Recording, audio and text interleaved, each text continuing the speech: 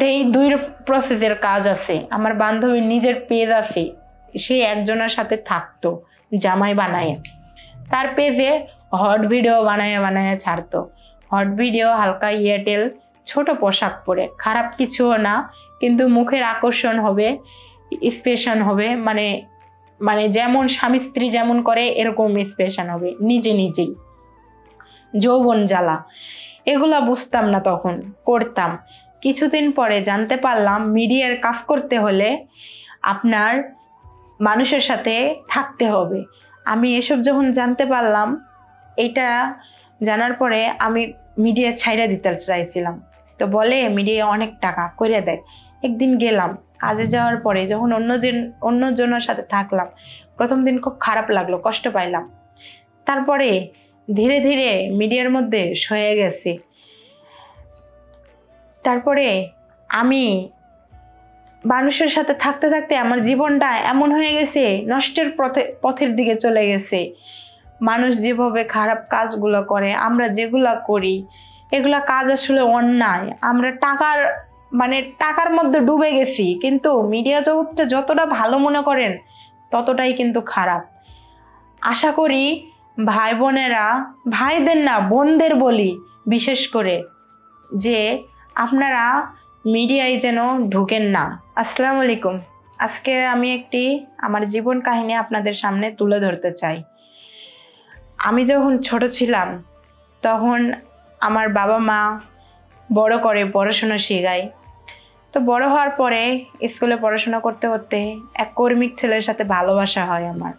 ভালোবাসা করে আমি বিয়ে করে ফেলি।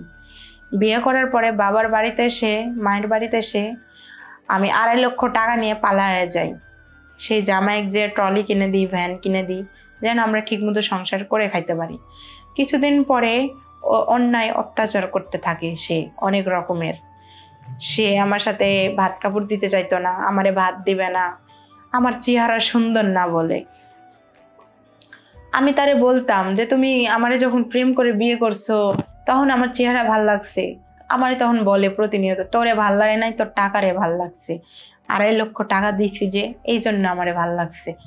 পরে কয় তোর চেহারায় কি সৌন্দর্য আছে, তোর মধ্যে কিছুই নাই, নতুন দেখে বিয়ে করব, সতীনের উপর করে খাইতে হবে। এত কথা সহ্য হইতো না, শাশুড়িরাও দেখতে পারতো না, শ্বশুর শাশুড় না পাইরা আমি চলে আসলাম ঢাকা শহরে।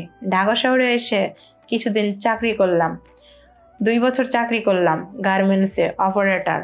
চাকরি করতে করতে আমার এক বান্ধবীর সাথে পরিচয় হয়। পরিচয় হওয়ার পরে আমার বান্ধবী মিডিয়ায় কাজ করে। আমি তখন বুঝতে পারলাম শুটিংয়ের কাজ করে মিডিয়ায়। আমি তখন বুঝতে পারলাম যে মিডিয়ায় কাজ করে অনেক টাকা ইনকাম করে। সে আমারে বলে যে আমি মাসে 50, 60, 70 হাজার টাকাও এমনও মাসে আমি কামাই করি। তখন আমি ভাবলাম আমি মাসে কামাই করি 16-17 হাজার টাকা, আর আমার বান্ধবী মাসে কামাই করে কোনো মাসে 60 হাজার 70 হাজার টাকা। তাহলে অবশ্য এই লাইনেই যাওয়া উচিত আমার। আমিও একটু শুটিং করলাম, আমিও ভাইরাল পার্সন হলাম মানুষের চোখে। তখন আমি চাকরির কাজ ছেড়ে দিলাম, দিয়ে আমার বান্ধবীর বাসায় আসলাম। আমি তখন বুঝতাম না যে মিডিয়ার মধ্যেই দুই প্রসেসের কাজ আছে। আমার বান্ধবীর নিজের পেজ আছে, সে একজনের সাথে থাকতো জামাই বানায়, তার পেজে হট ভিডিও বানায় বানায় ছাড়তো। হট ভিডিও হালকা এয়ারটেল, ছোট পোশাক পরে, খারাপ কিছুও না, কিন্তু মুখের আকর্ষণ হবে, স্পেশন হবে, মানে যেমন স্বামী স্ত্রী যেমন করে এরকম স্পেশন হবে নিজে নিজেই।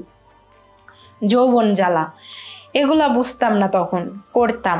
কিছুদিন পরে জানতে পারলাম মিডিয়ার কাজ করতে হলে আপনার মানুষের সাথে থাকতে হবে। আমি এসব যখন জানতে পারলাম, এটা জানার পরে আমি মিডিয়া ছাইড়া দিতে চাইছিলাম। তো বলে মিডিয়া অনেক টাকা করে দেয়। একদিন গেলাম কাজে যাওয়ার পরে, যখন অন্যজনের সাথে থাকলাম, প্রথম দিন খুব খারাপ লাগলো, কষ্ট পাইলাম। তারপরে ধীরে ধীরে মিডিয়ার মধ্যে সয়ে গেছে। তারপরে আমি মানুষের সাথে থাকতে থাকতে আমার জীবনটা এমন হয়ে গেছে, নষ্টের পথের দিকে চলে গেছে। মানুষ যেভাবে খারাপ কাজগুলো করে, আমরা যেগুলা করি, এগুলা কাজ আসলে অন্যায়। আমরা মানে টাকার মধ্যে ডুবে গেছি, কিন্তু মিডিয়া জগৎটা যতটা ভালো মনে করেন ততটাই কিন্তু খারাপ। আশা করি ভাই বোনেরা, ভাইদের না বোনদের বলি বিশেষ করে, যে আপনারা মিডিয়ায় যেন ঢুকেন না, কারণ মিডিয়ার জগৎটা কিন্তু ভালো না। আমি এই যে দেখেন, প্রেম করে বিয়ে হইলাম, বাপের বাড়ির থেকে টাকা নিয়ে চলে গেলাম, তারপরে কি করলাম, স্বামীর সংসারে সুখ পাইলাম না, চেহারা সুন্দর না বলে ঢাকা শহরে আসলাম, চাকরি করলাম, করে এক ছেলের সাথে রিলেশন করলাম, সেই ছেলেও ছ্যাক দিয়ে চলে গেল টাকা পয়সা খেয়ে। সে ছেলে আমার কাছ থেকে 60,000 টাকা খাইছে প্রতি মাসের স্যালারির থেকে, পরে আমি 10,000 8,000 করে দিতাম, সে খাইয়ে পালাইলো। মিডিয়ায় ঢুকলাম, মনে করলাম ভালো, 60-70,000 টাকা মাস কামাইবো, মানে আইসে খাবো, অনেক মজা করে খাবো।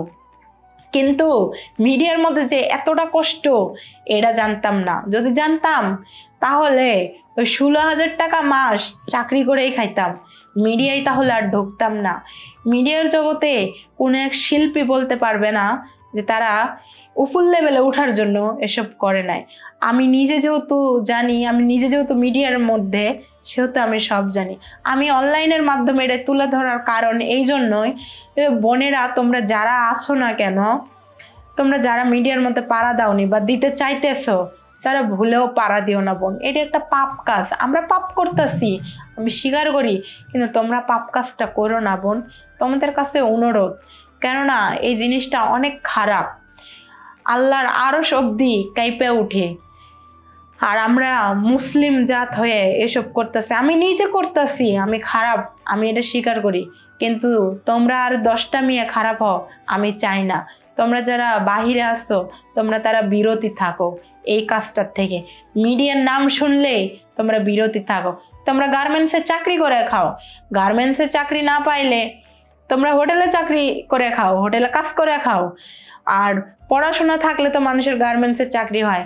আর যদি পড়াশোনা না থাকে, বাপ মায়েরে বলে ভালো একটা সংসার দেখে বিয়ে হয়ে যায়। তাও এই মিডিয়ার মধ্যে ঢুকো না, তোমাদের কাছে অনুরোধ। আসসালামু আলাইকুম।